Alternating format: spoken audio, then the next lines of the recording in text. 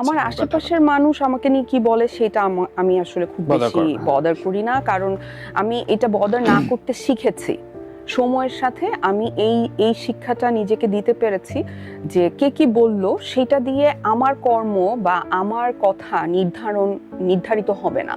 তো আমার কথা, আমার কাজ নির্ধারিত হবে আমার বুদ্ধি, আমার শিক্ষা, আমার মনন, এগুলো দিয়ে।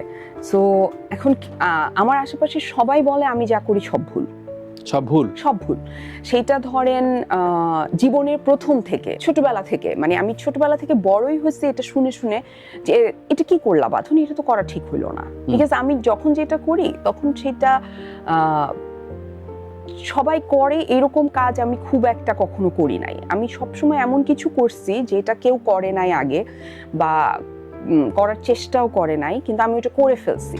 তো তখন কি হয়, সবার কাছে ওইটা ধাক্কা লাগে, কিন্তু সময়ের সাথে আবার ওই মানুষগুলো আমাকে বলে যে ও আচ্ছা তুমি এটা করছিলা, তুমি তো মানে দারুণ একটা কাজ করছো। তো আমার কাছে মনে হয় যে মানুষ কি বললো না সেইটার চাইতে অনেক ইম্পর্টেন্ট যে আমি আসলে কিভাবে কোনো একটা জিনিসকে প্রসেস করছি বা ডিল করলাম। হ্যাঁ, এটা অনেক ইম্পর্টেন্ট। এই জন্য ভাইয়া এর জন্য আপনার কি করতে হবে, আপনার কিন্তু প্রচুর পড়তে হবে, প্রচুর জানতে হবে, আপনার বড় বড় মানুষকে ফলো করতে হবে। আপনি আমাকে বলছিলেন না যে অনেক আর্টিস্ট আছে যে তার নিজের মধ্যে সীমাবদ্ধ থাকে এবং সে মনে করে যে কোনো কিছু নিয়ে কথা বলাটা তার দায়িত্বের মধ্যে পড়ে না।